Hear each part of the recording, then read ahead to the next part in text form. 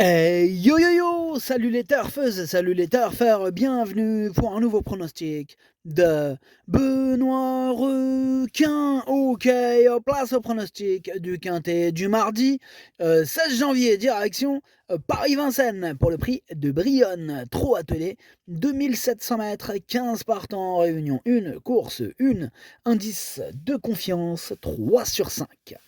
Alors cette vidéo, je la tourne juste avant, juste avant, bien avant en fait, ouais bien avant le quintet de ce lundi et je reviendrai dessus demain. Ok, c'est parti, on commence le pronostic et on commence avec le numéro 1, Indigo, et on écoute l'entraîneur Jules Van Den Put. Jules Van Den Put.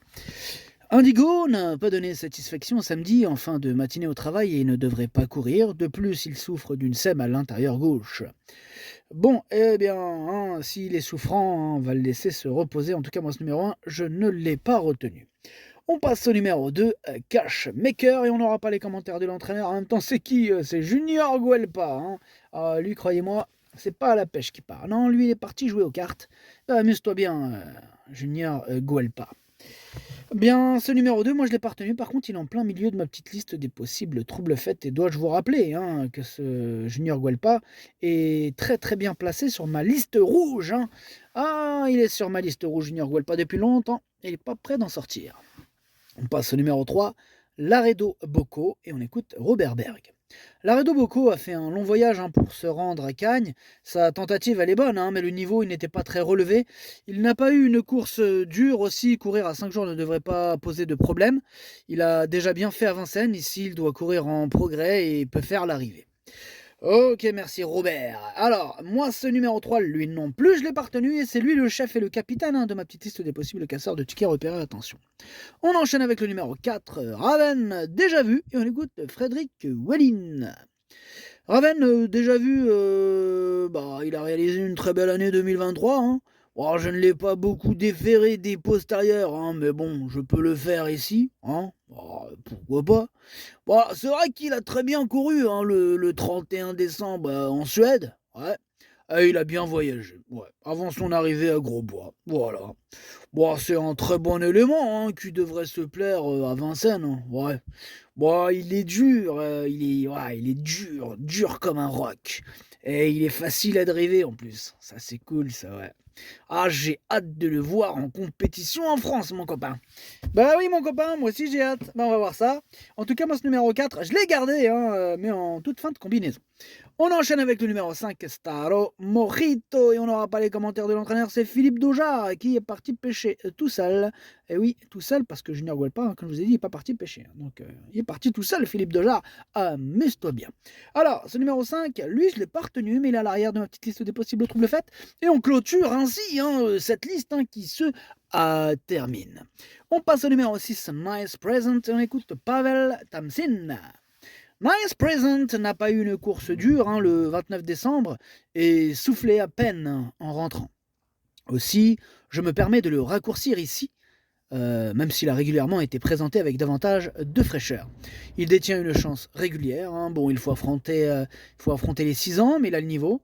Avec un déroulement favorable, il devrait disputer à l'arrivée. Eh bien, moi je suis d'accord avec Pavel Tamsin. Ce numéro 6, je l'ai gardé, mais en bout de combinaison. On passe au numéro 7, Cool Chronos, et on écoute Jean-Michel Bazir. Cool Chronos, il s'est lancé au galop dernièrement alors qu'il était muni d'œillères. Il y a eu du bruit, voilà, et il s'est tendu. Bon, ça peut arriver. Bon, il m'a laissé une très bonne impression derrière, ouais. Il retrouve des conditions de course similaires. Il n'est pas déclassé, mais c'est un bon petit cheval. Ouais, c'est un bon petit cheval, ça. Oui. Oh, il est beau, Cool Chronos. Bref, en regardant les engagés, je me dis que ça pouvait passer là. Ça pourrait passer là. Bon, c'est cool, merci Jean-Michel. Alors, moi, ce numéro 7, il fait partie de mes préférés, je l'ai mis très haut, je l'ai mis deuxième. On passe au numéro 8, King Cole, et on écoute Vincent Martens. King Cole avait connu quelques petits problèmes et n'était pas au mieux, mais tout est rentré dans l'ordre. Bien que disqualifié dernièrement, il a laissé une bonne impression en retrait. Il a visiblement sauté une ombre. Voilà. Il saute des ombres, mon cheval, c'est comme ça. T'en as, il saute des obstacles, lui, il saute des ombres. Qu'est-ce que tu veux, c'est un cheval, Ah, t'as des chevaux, ils sautent des ombres, là. Qu'est-ce que tu veux que je te dise? Moi, si je vois une ombre, je sais que c'est une ombre, tu vois? Lui, il voit l'ombre, il la saute. Ah, laisse tomber. Enfin bref. Ouais, il l'a sauté en bas de la descente, ouais. Bon, je te raconte pas. Bon, mardi, hein, c'est un nouveau jour, mardi. Il va se présenter au mieux et l'engagement est idéal. Bon, il a déjà prouvé hein, qu'il était compétitif à ce niveau. Il faut le reprendre en confiance. Il le faut. Ouais, bah c'est ce que j'ai fait, moi, Vincent. Moi, ce numéro 8, je l'ai gardé assez haut. Hein. Bon, tout est relatif. Moi, je l'ai mis 5e. On enchaîne avec le numéro 9, hein, c'est Bein Bars. Et on écoute Ronnie Kuiper.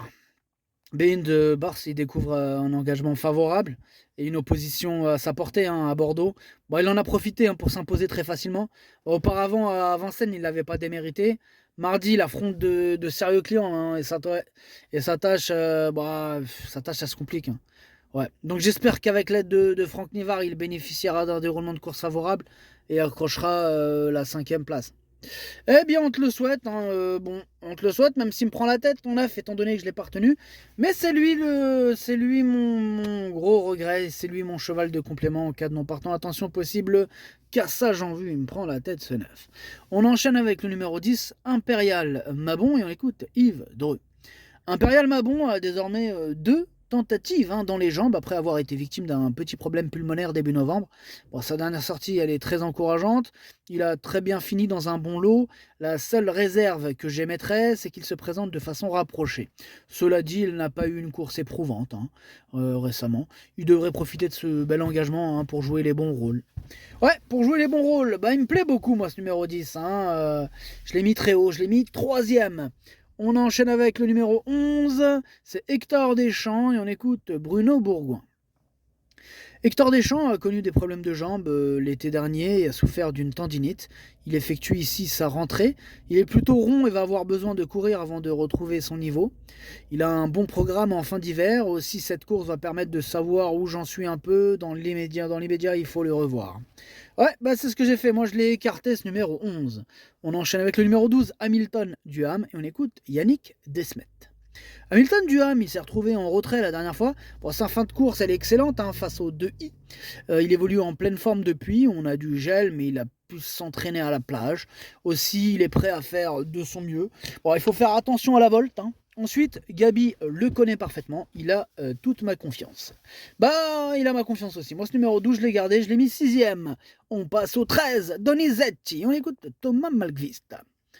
Hey, Donizetti n'avait pas couru depuis 2 mois avant son retour à Vincennes. Il s'est comporté correctement, hein, mi-décembre. Bon, depuis à l'entraînement, il montre qu'il est nettement sur la montante. Il devrait faire beaucoup mieux. C'est un candidat à la victoire, hein, ouais, clairement. Il en a les capacités à condition hein, d'avoir un déroulement favorable. En tout cas, il a ma confiance hein, pour ce quintet. Bon, on l'aura compris, Thomas. T'es confiant avec ce numéro 13 que j'aime bien, que j'aime même beaucoup, que j'ai mis assez haut, que j'ai mis 4e. On passe au numéro 14, les 14, c'est Idée exceptionnelle. Et on écoute encore Thomas Malmqvist. Idée exceptionnelle est arrivé début janvier, mais a connu une petite infection de la gorge. Aussi, il a travaillé légèrement avant cette course. Bon, l'engagement est beau, hein, mais il n'est pas forcément dans les meilleures conditions avant ses débuts en France. Bah, cette course, ça va servir de test. Il devrait bien s'adapter à Vincennes. Pour le résultat, il m'est difficile de me prononcer avant coup. Ok, alors, moi ce numéro 14, comment dirais-je, c'est un regret, c'est mon 2e cheval de complément en cas de non partant, attention. Et on termine avec le numéro 15, Indy de Gire, et on écoute Marc Sassier. Bah, Indy de Gire, bah, il est resté en bonne forme hein, depuis sa dernière sortie. Voilà, il va aborder cette course avec davantage de fraîcheur. Hein. On a subi du gel, hein, il a travaillé un peu moins fort. Bon, cela permettra de savoir s'il est aussi performant ainsi. Bon, il faut affronter des étrangers difficiles à situer, mais j'y crois. Ah ouais, bah j'y crois aussi, hein, étant donné que c'est lui mon préféré, je l'ai bien sûr installé en tête. Le pronostic, ça donne 15, 7, 10, 13, 8, 12, 6 et 4. Merci d'avoir suivi cette vidéo. N'hésitez pas à mettre un pouce bleu si la vidéo vous a plu. Pour accéder à tous mes tickets pour la course du Quintet, rendez-vous directement en description de la vidéo. À jouer avec modération. Bonne chance. Chopez-le-moi. Ciao.